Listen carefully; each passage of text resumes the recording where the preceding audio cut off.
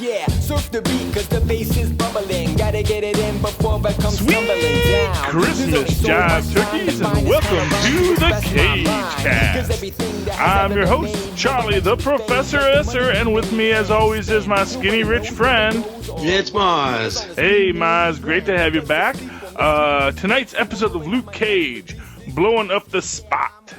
Directed by Magnus Martins. Written by Aida Mashaka Kroal, of course, created by Chio Hodari Coker. This is Season 1, Episode 8. Mariah campaigns to turn the city and police against Luke, and not even Misty or Claire may be able to save him. That kind of buries the lead, because, that all does happen, but a little later on. Right. So, we open up tonight, and, where do we open up? Well, of course, we closed last night with, Bulletproof Luke Cage being not nearly as bulletproof as advertised. Yeah. Yeah, and, poor Claire is with him on the street, and they're not quite sure she's not quite sure what to make of it, that he is down, because she has never seen this before. And they get out of there. Somehow she arranges for an ambulance. Yeah, she knows a person who can acquire an ambulance with no questions asked. Right. Because as she points out, I can't take you downtown in a gypsy cab. That's even more conspicuous. So, right. But because of course he blacks out from the pain, and then he comes to, and he's very worried because, he's got warrants. He can't go he can't go to the hospital. Right. But she assures him that they're okay. Meanwhile, back at Harlan's Paradise, Misty is doing that voodoo that she do so well. Breaking down what the crime scene is based on what she can observe, and putting all the pieces together, and doing a pretty nice job recreating the crime, Quite so. Yeah, noting that, she wanted to get, she needed any images of the stage setup so she can account for anything missing, and like a mic stand. Like a mic stand, yeah. And, it's really nice. Of course, what she does not know is that Shades and Mariah have already built up their very nice cover stories. Yeah. Which she doesn't buy, of course. Right, but it doesn't matter. Doesn't matter because it's a solid cover story. Yeah, and it's a cover story that the powers that be can use to sweep it under the rug and not have to think about it. It's a big asset. Oh, yeah. For that, yes. Well, yeah, and exactly. It is exactly that, because there is a great scene when they have the bottle girl from the first episode who didn't want to go up to the private room alone. She wanted Luke to come with her to the private room because, and I don't know if it was grabby. I don't. Yeah. Well, of course they get very grabby. Now, what was interesting to me is that I wasn't sure if it was that she was nervous about Cornell or if she was nervous about Tron or who exactly what it was that was freaking her out, but freak out she was. And for what it's worth, there's a great scene back there, because basically what she has been told to finger Luke Cage. Right. To say, I was there, I saw Luke Cage, he did it, he is the dangerous one here. Yeah, the murderer. Yeah, he is the murderer. And of course now we know that's not the case, but of course everything else in the case makes it seem very likely that this is the case. Right. And again, Misty is getting called out in, why are you not going after Luke Cage? Why are you giving this man a pass? And of course, the bottle girl puts the very fine point on it that, I saw you and Luke Cage talking at the bar and then talking outside the bar. So, they basically Misty's extracurricular activities with Luke Cage are pretty well known at this point. Yeah. And she's also letting Misty know that, look, we're sitting here, we both know this is a sham, but recognize if you're going to try to press me, I'm nothing to be trifled with, Well, so exactly. Let's play this as it's supposed to be played, kind of, Yes, and Misty's boss, of course, bounces Mariah, who does not crack. Nope. She is, which you gotta expect. So someone of Mariah's caliber, she's not going to just crack because you leaned on her a little bit. You have much better chance with the bottle girl. But the bottle girl, first off, she's getting paid. Yeah. And and that's good. But also, even beyond getting paid, we can pay you money, or you can have an untimely accident. Yeah. We don't want to have you have an untimely accident. We want to pay you money to perpetuate the story we want. But obviously, if you're going to push it some other way, then we're going to push it that way too. If you get a sudden case of the morals, know that we have never been plagued by that condition. Happen to your family. Yeah, well, exactly. So everyone gets bounced, and Claire does get Luke to a clinic. Yeah. Where. Not before being attacked by whoever this assailant is. Oh, yeah. For a second time, and they flip the van. Yes. The ambulance. Oh, yeah, yes. And we do, he is a very scary fellow, who, of course, knows Luke's real name. Yep. Yep, and that is, of course, important in the story, because this is how everyone knows what Luke's backstory was and how Cornell was going to originally have the upper hand on him. Right. Now,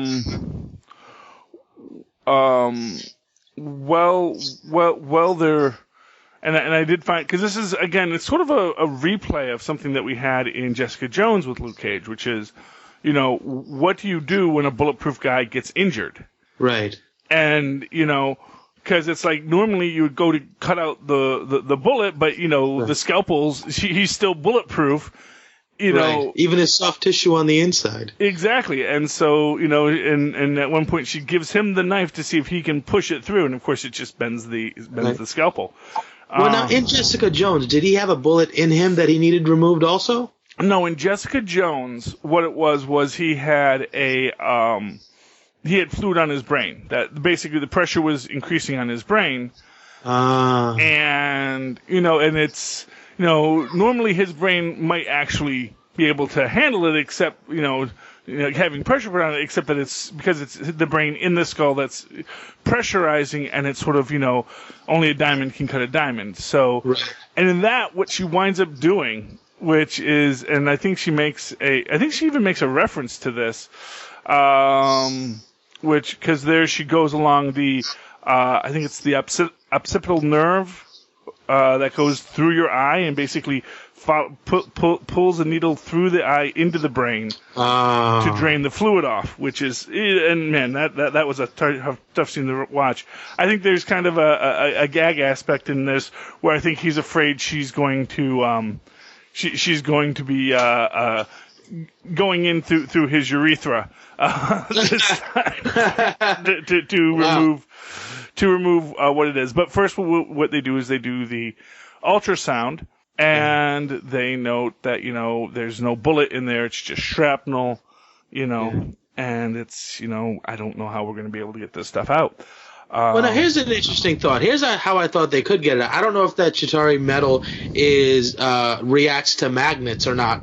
If it's the only thing that's strong enough to cut through it, maybe you just get a really strong magnet to pull it out, and it will cut through his tissue like it did on the way in, right? Well, that's an idea. except that obviously it's going to tear through everything while it's doing it. Yeah. And, Well, I imagine it could repair itself, maybe. Yeah. I mean, honestly, when I first saw that's what I was thinking they were going for too. That seemed to me like that's the logical way you do it. But that's also pretty hacksaw medicine. But that said, I think that that is very much a very real possibility. When you're looking at that, I mean, that seems like the only way you could possibly do it.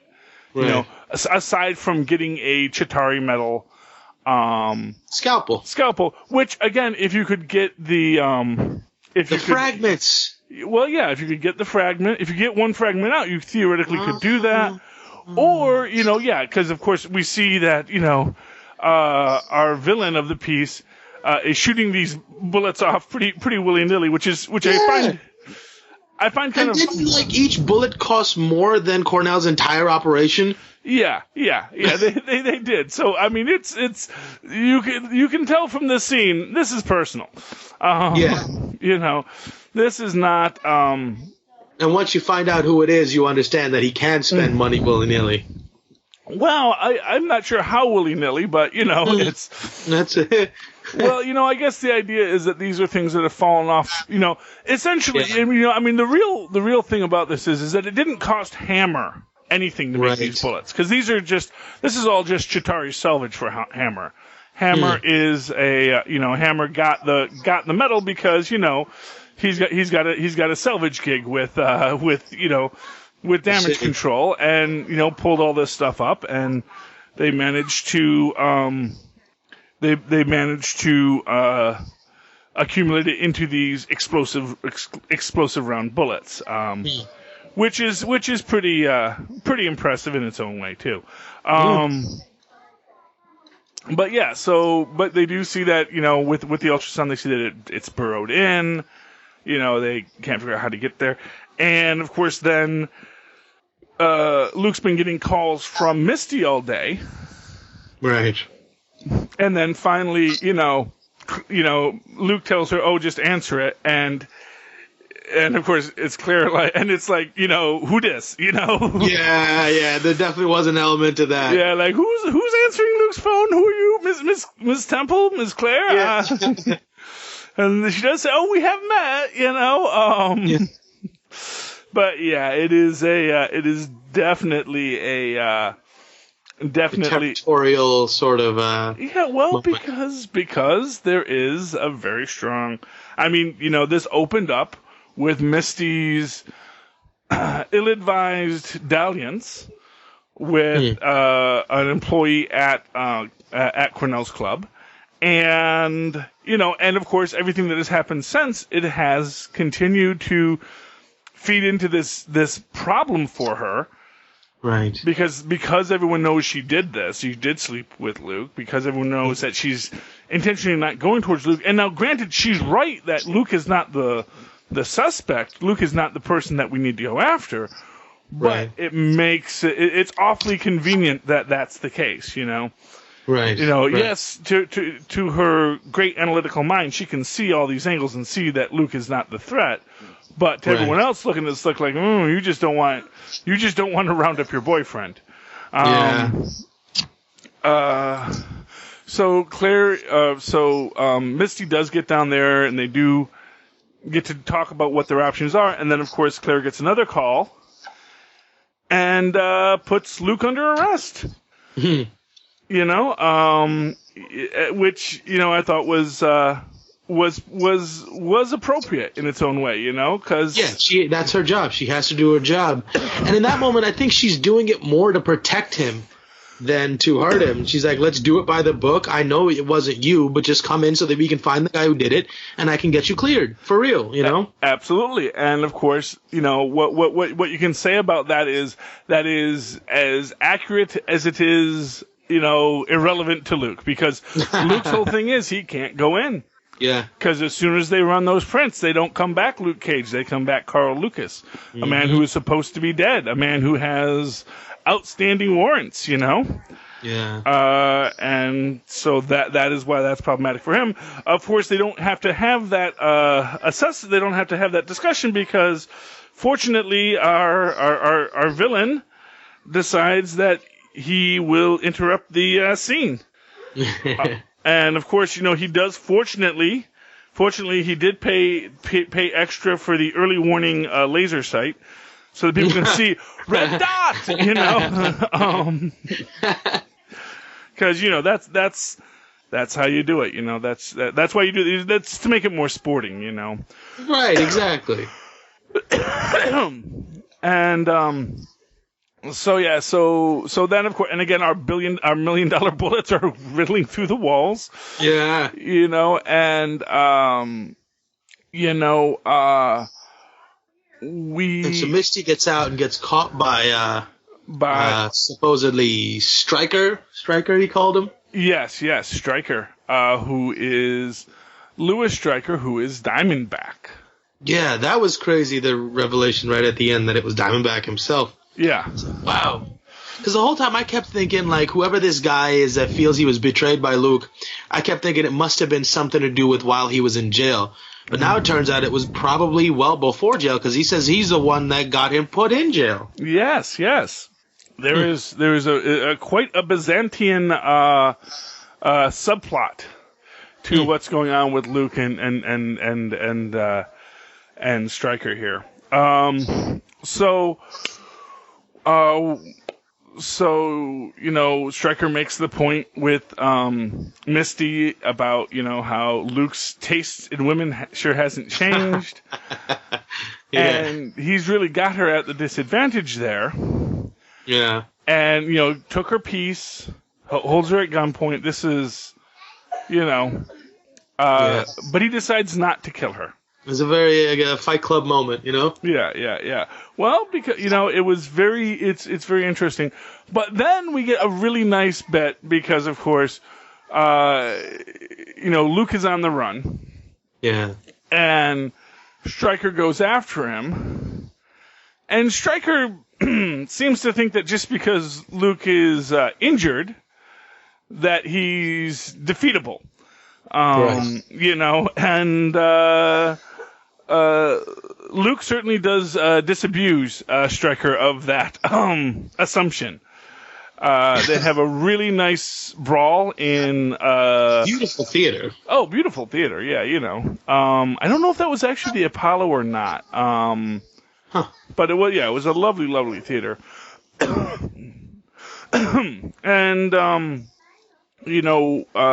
they fight, and Luke really, really, really takes the stuffing out of Diamondback there, and gets a coat, gets a David Banner issue pea coat, and goes off to wander the earth at the end. And that's pretty much the story. I mean, well, then until he runs into him again. Oh, yes, yeah. Luke is sort of like, I don't know, trying to figure out what he needs to do. Mm-hmm. He's still got the things in him. He's looking a little worse for the wear. Oh, yes. Somewhere down the road, he hears a call out from behind him. Yes. I think he calls him Carl. And then he leaves him with that revelation ring, and he tries to apologize, Luke does, and he's like, I'm sorry. Yeah. I should have been there for you. You were like a brother to me. And he turns around and he goes, I am your brother. Oh, yes. So what does that mean? I mean, well, quite literally, it means he is his brother. This goes into this is something that's changed from the books. I mean, we get the whole explanation of it further down the line. Okay. But what I'll say right now is you can take that at his word that he is actually Luke's brother. So the way I interpreted it, I thought maybe like Luke was an adopted brother or something, or Diamondback maybe was an adopted brother and he left the family because he needed to blah blah blah. Yeah. I don't know. Yeah. Well, like I said, I don't want to give it away. Unless you want me to, but yeah, no, it's not. No, I mean he is his brother, and basically, it is a story as old as Cain and Abel. Yeah. To bond into the biblical parlance, and then I believe he puts another bullet into poor Luke. Yep. Because as if he wasn't damaged enough, and then he gets tossed into the trash. Right. And then but it's interesting. He only shoots him in the shoulder. Yeah. It's almost like he just wants him to pay. He doesn't want to kill him because maybe there is something to that there is some, sort of connection or shared experience that means something. I mean, remember, this is an explosive bullet, and the shoulder is right above the heart. So I think... Yeah. Sorry, go ahead. No, I think that, I think you are right that, first off, I think that, shooting people, it's not always a one-to-one game, So you shoot in the area, and it might hit where you want, or you might be a little off, depending on various factors. And if he had shot him in the heart, then the series would be over. At the end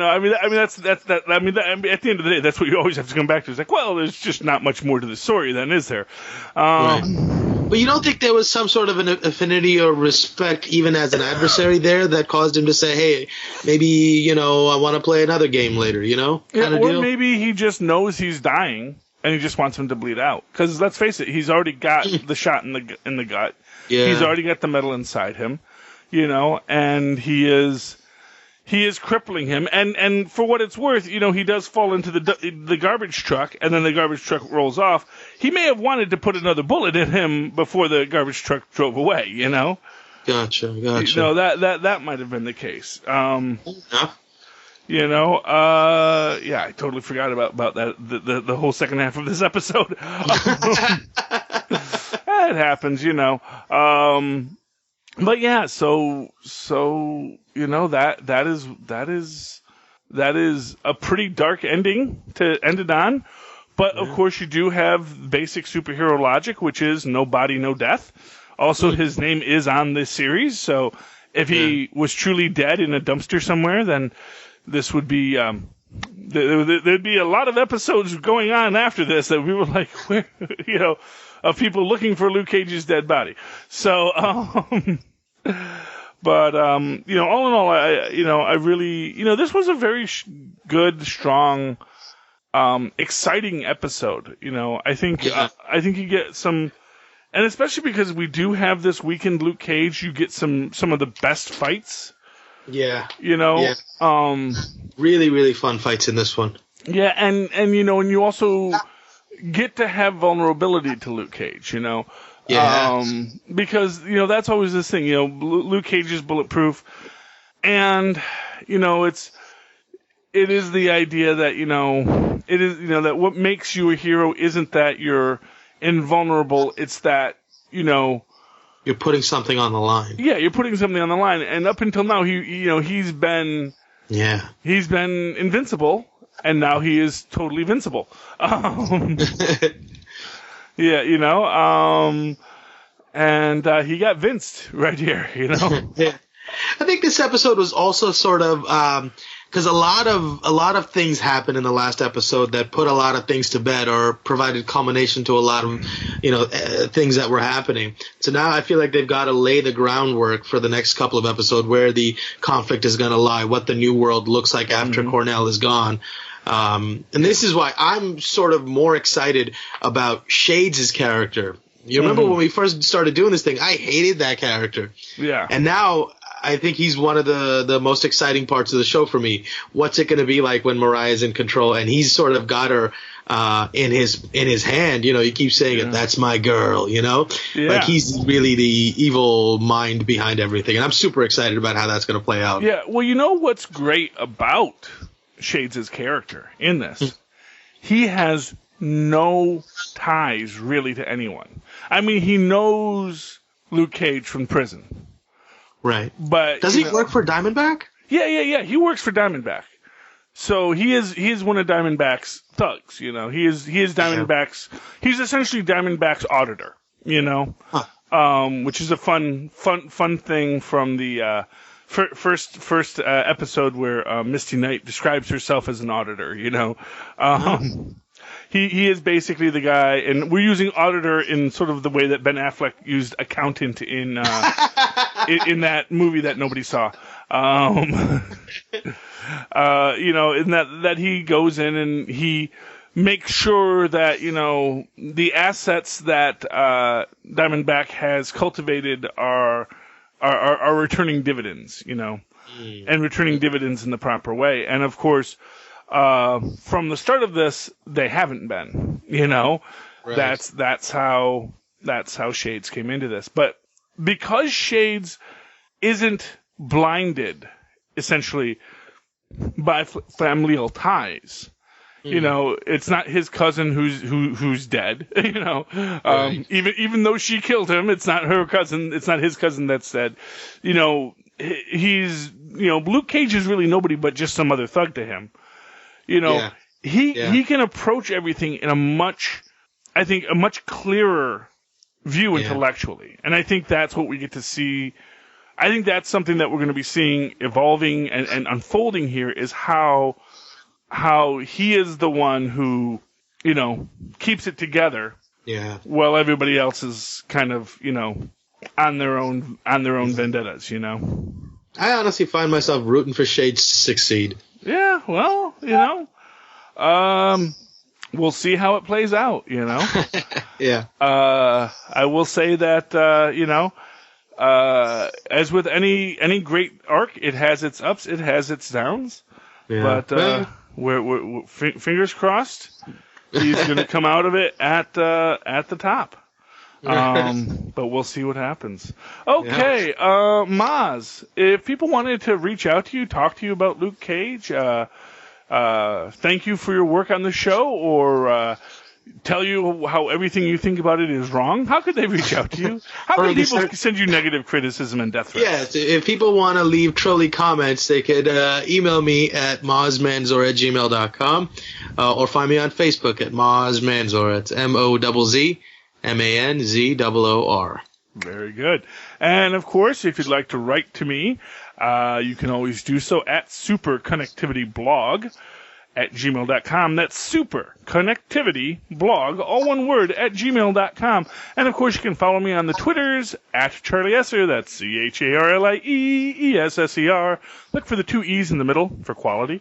And, of course, listen to our other podcasts, including the CageCast on the 80s Reboot Overdrive, where Mozz and I discuss the 1970s Incredible Hulk series.